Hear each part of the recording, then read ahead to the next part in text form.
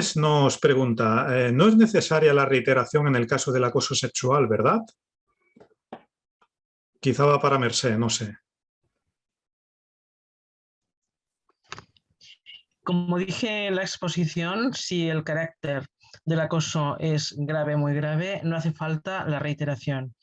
Con una única situación en la que las características de lo que está sucediendo tengan la connotación de gravedad o de mucha gravedad, ya es suficiente. Gracias, Mercè. Laura Sasías, desde Uruguay, nos pregunta, nos dice, aprovecho oportunidad para preguntarles cómo va proceso en vuestro país sobre la ratificación del convenio 190 y recomendación 206 de la OIT sobre eliminación de la violencia y el acoso en el mundo del trabajo. Y va relacionada con una posterior de Carmen Pérez que nos dice, no sé si se ha ratificado ya las recomendaciones de la OIT sobre acoso sexual y laboral. Quizás estas dos las atendemos juntas. ¿Quién se anima? Robert, yo si quieres puedo dar respuesta, ¿sí? Si me permitís. Pues sería de agradecer, Guillén. Sí, os explico. El convenio 190 de la OIT hace mucho tiempo que está en marcha y de hecho hace cosa de 2 años que tenemos pendiente la ratificación por parte del Estado español. Sí que es cierto, existen más de 50 países que lo han ratificado ya, pero la verdad es que a día de hoy España tiene el compromiso y el pasado día 8 de marzo, de hecho se ve por televisión el presidente del gobierno español y se comprometió a que ratificarían este convenio. En principio, las recomendaciones no son ratificables, ¿vale? Porque son recomendaciones que emanan para aquellos países que han ratificado este convenio, ¿vale? Por lo tanto, están en trámite de ratificación, pero hasta que no se produzca la firma efectiva, pues bueno, tenemos ahí pendiente si lo hacen o no. Yo en los últimos días, leyendo las noticias, no he visto, pero sí que es cierto que el tema está al caer. Muchísimas gracias, Guillén. Pues seguimos. Marian Ortega nos pregunta, ¿sirve el canal ético como protocolo? Si no hay representación de los trabajadores, ¿cómo participan los trabajadores y trabajadoras? Bueno, el canal ético es un instrumento que está vinculado al código ético de la organización, que tiene que ver con normas, valores del modus operandi de los integrantes que configuran la plantilla. El protocolo que tiene que ver con acoso sexual y razones de sexo es un procedimiento con unas fases muy concretas, con una secuencia muy concreta, que técnicamente va orientado a una finalidad, como antes dije, y no es lo mismo. Son dos conceptos diferentes. Muchas gracias, Mercè. Nos pregunta Clara, nos dice, tengo 2 preguntas. Vamos con la primera. ¿Puedo tener el acoso laboral y el sexual y por razón de sexo diferenciados, tanto en su definición como en su tratamiento, juntos en un mismo protocolo? ¿O es obligatorio por ley tener un protocolo de acoso laboral y otro distinto para el acoso sexual y por razón de sexo? Es obligatorio tenerlos por separado, no estar desagregados. Y aparte los cauces, a través de cómo se canalizan cada una de las actuaciones, según si es acoso laboral, mobbing o acoso sexual o por razones de sexo, son distintos. En el tema de acoso laboral, que es el tema que expuso mi compañero Juan Carlos Castaño, el cauce tiene que ver con prevención de riesgos laborales. Sin embargo, todo lo que tiene que ver con acoso sexual y por razones de sexo se hace a través de la Comisión de Igualdad, del agente de igualdad, en su ausencia, porque he visto que una de las preguntas tiene que ver con eso. Hemos de acudir a la Dirección de Personas, Recursos Humanos o a la alta dirección si se tratara de una empresa pequeña que no cuenta con departamentos a los. Muchas gracias. La segunda pregunta de Clara era, si no estamos pensando en optar a la SGA 20, ¿es obligatorio negociar el protocolo con la RLT? A ver, es necesario tener el protocolo y evidentemente si tú negocias ese protocolo con la RLT te garantizas que ese protocolo se difunde dentro de la organización. Entonces, a mi entender, y ya no solo a mi entender, sino por sentido común y por lógica, lo tienes que negociar con la RLT. Por lo menos que sepan el protocolo y que todo el mundo se conozca cuáles son los pasos, quién es la puerta de entrada y qué tipo de pasos vas a seguir.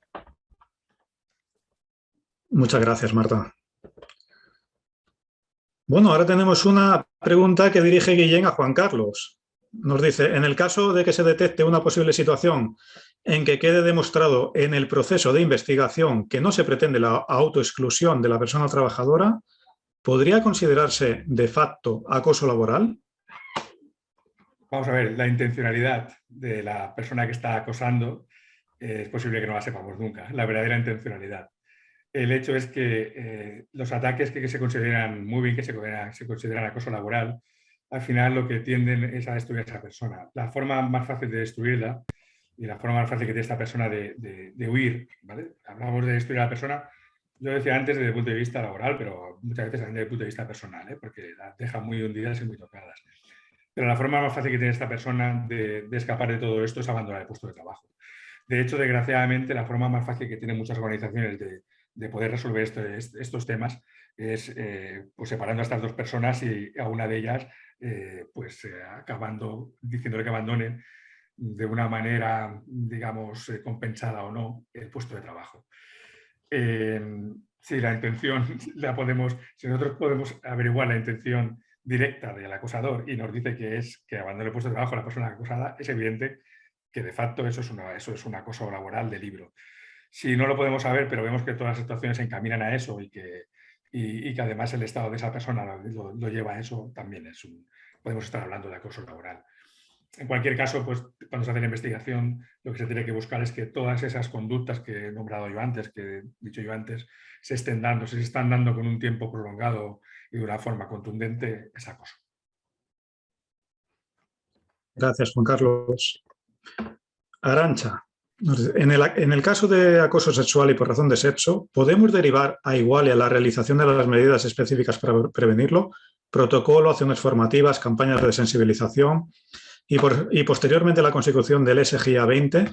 Creo que ha contestado Guillén en torno al tema de SGA 20. En cualquier caso, sí, Guillén, si quieres... si me permite, Rubén, perdonadme, sí. no quiero usurpar ni quitar protagonismo a nadie, pero bueno, ya que por alusiones, sí que es importante que os he puesto la web de SGI Standards, que sepáis que SGI Standards es una entidad totalmente separada, ¿vale?, de lo que son las diferentes entidades de certificación y de las diferentes entidades de consultoría que existen. De hecho, SGI Standards es el organismo que está dando las homologaciones tanto a las empresas de auditoría o certificación como a las empresas de consultoría para poder implementar los estándares de SGI, ¿vale? Por lo tanto, en el caso de que tú confiaras en Igualia y dijeras, oye, quiero que nos hagas o nos realices la implementación de la norma.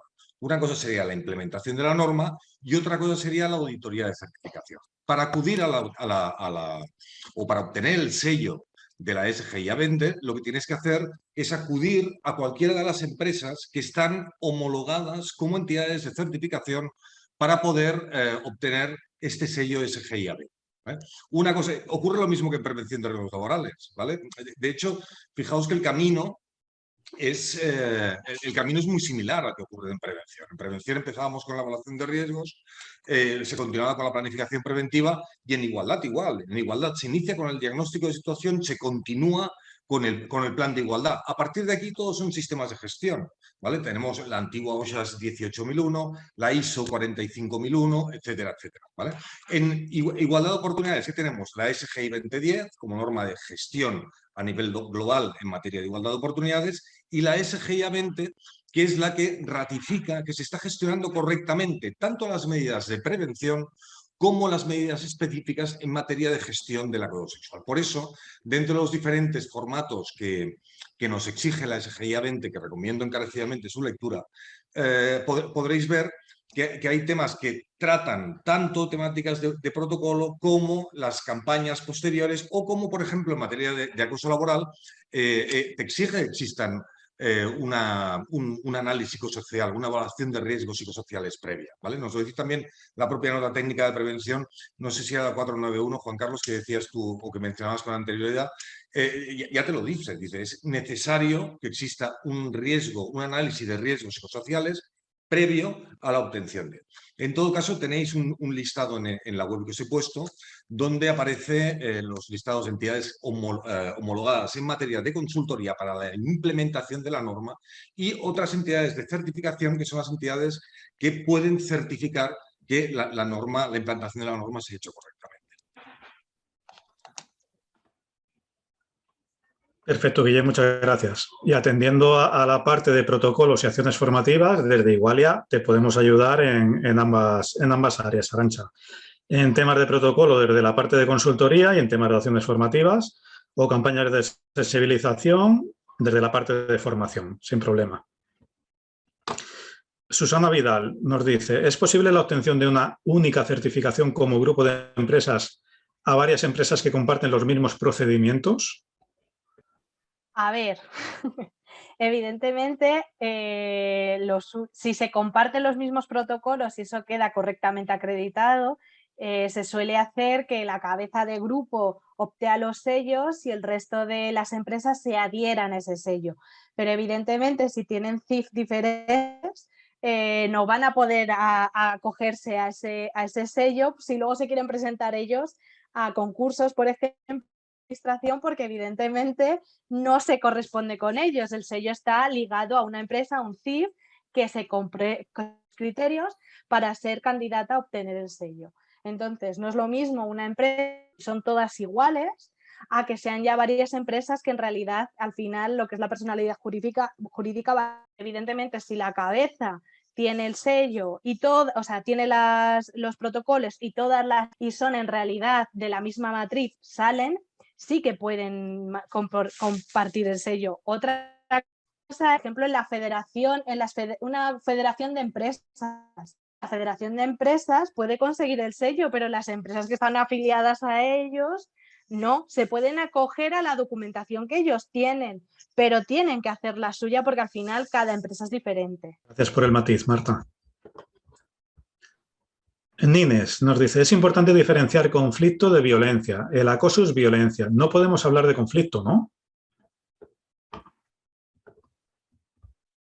Bueno, entiendo que se dirige a mí por el tema de la violencia. Yo creo que sí, Juan Carlos. Sí. No, es un matiz en el lenguaje que sí que es importante. Yo supongo que me refiero a que cuando uno está investigando algo que no sabe exactamente qué hay detrás, que en un principio puede ser un conflicto. Si al final vemos por esa investigación, ese análisis, que se trata de muy bien, estamos hablando de violencia, sí que es cierto. Es decir, es eso. Yo he querido decir que muchas veces se denuncian como acoso a algunas actuaciones que finalmente cuando las analizas acaban siendo un conflicto del tipo que sea, de mal estilo de dirección o del tipo que sea, que insisto y vuelvo a insistir que no significa que no tengan daño para la salud y que no haya que actuar. Simplemente que hay que diferenciar eso de lo que es el acoso laboral, que ya es violencia. Efectivamente, estoy de acuerdo.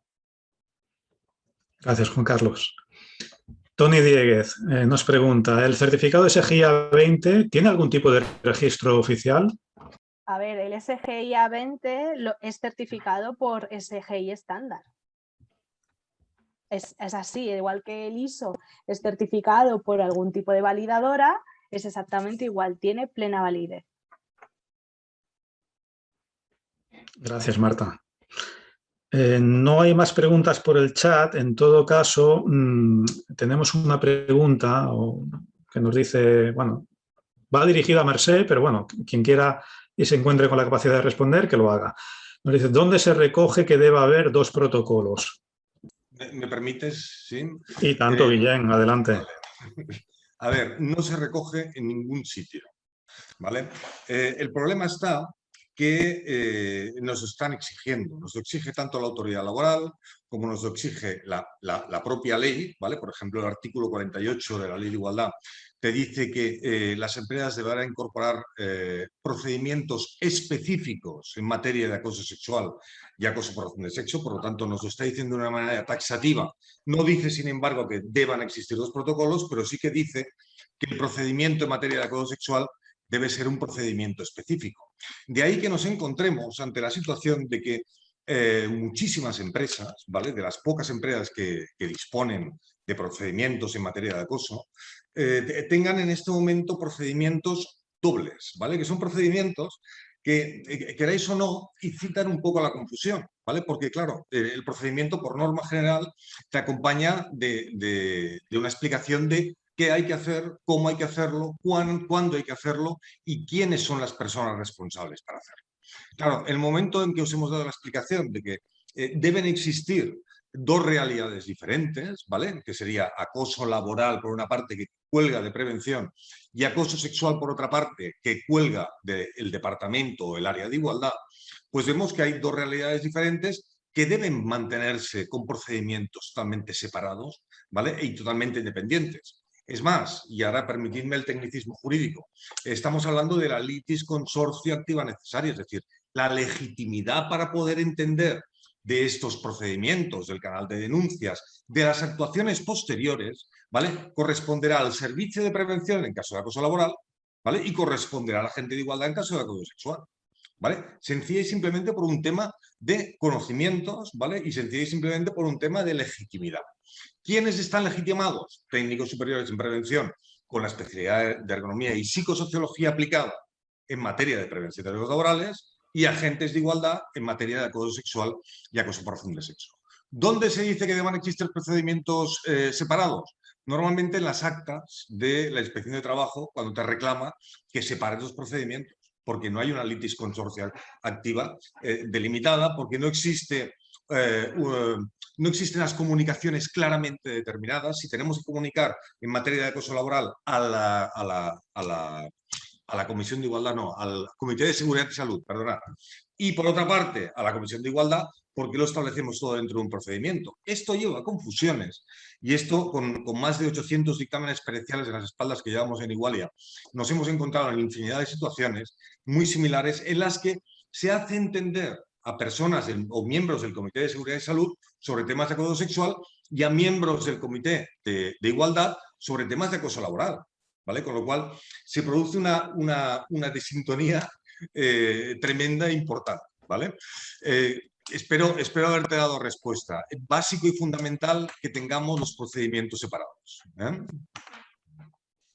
Muchas gracias, Guillem. Bueno, nos preguntan ahora, ¿el sello SEGI está reconocido por el Ministerio? No se oye. Vamos a ver. Sí, bueno, ya que estoy lanzado, ya sigo con vuestro permiso. Se agradece, Guillem.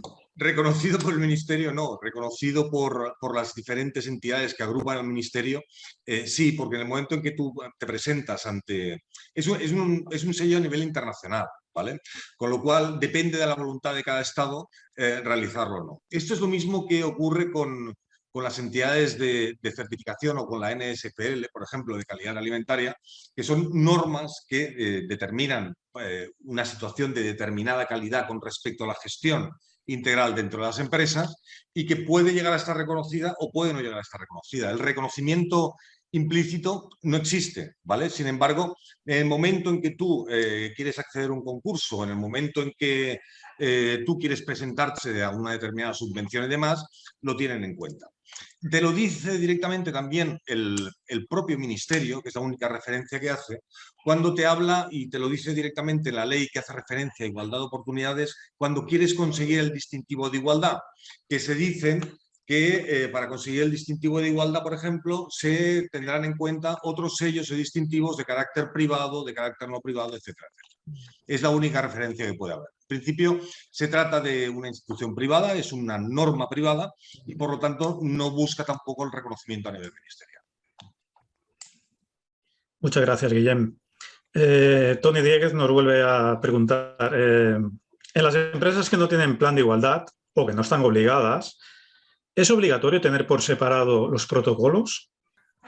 Yo, si me permite responder también, yo insisto en que sí, por los mismos motivos que he dicho antes. O sea, pensad una cosa, todas las empresas deben tener dos procedimientos separados y diferentes, precisamente para que no se dé las situaciones que he comentado antes, y también para mantener esta litis, ¿vale? Es que si no, al final acudiremos a otro tipo de estamentos que no son los que nos tocan, ¿vale? Pero es que además, más adelante incluso nos ha ocurrido en Igualia, delante de judicatura, teniendo que defender una situación en la que te encuentras con una empresa que tiene un procedimiento de acoso sexual enmarcado de aquella manera dentro del procedimiento de acoso laboral, pues que no nos lo dan por válido, ¿vale? ¿Por qué? Porque no hemos hecho los deberes bien. El procedimiento exista o no exista, RLT, sea una empresa grande, sea una empresa pequeña, cada procedimiento debe venir por separado, porque nos lo dice la propia Ley de Igualdad, artículo 48, las empresas deberán incorporar procedimientos específicos, y perdonadme que sea tan literal, pero es lo que dice la ley.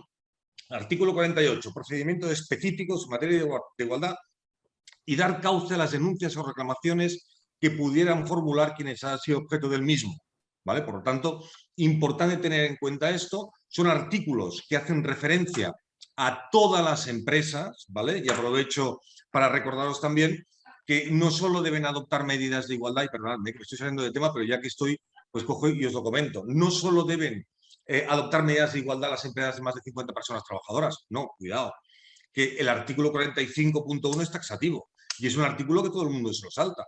¿Qué pasa con las pymes que no están adoptando medidas de igualdad? ¿Sabéis cuántas empresas tienen actualmente medidas de igualdad implementadas en el mercado laboral? Pues apenas un 0,01% de las empresas de ese sector. ¿Por qué? Porque no se ha informado a la pyme. Y la pyme no sabe que tiene que adoptar medidas específicas en materia de igualdad, pues porque nadie les ha informado. Y no sabe tampoco que tiene que adoptar y que tiene que tener un procedimiento en materia de acoso sexual porque nadie les ha informado, ¿vale? Hay una falta de información tremenda, ¿vale? Con lo cual, bueno, desde Iguala hacemos lo que podemos, pero no tenemos la difusión que puede tener el Ministerio o que pueden tener los diferentes agentes sociales ¿vale?